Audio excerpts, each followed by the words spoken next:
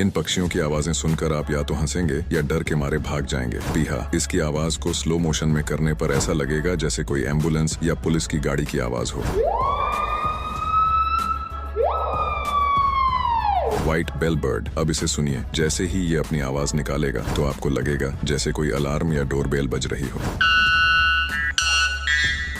Laughing Kookaburra, जब ये अपनी आवाज निकालता है तो ऐसा लगता है कि जैसे जंगल में कोई चुड़ैल जोर जोर से हंस रही हो।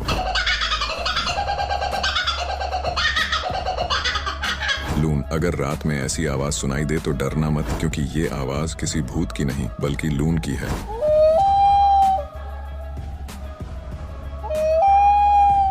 कीवी, इस छोटे से पक्षी की आवाज सुनकर तो शायद आप डर जाएं।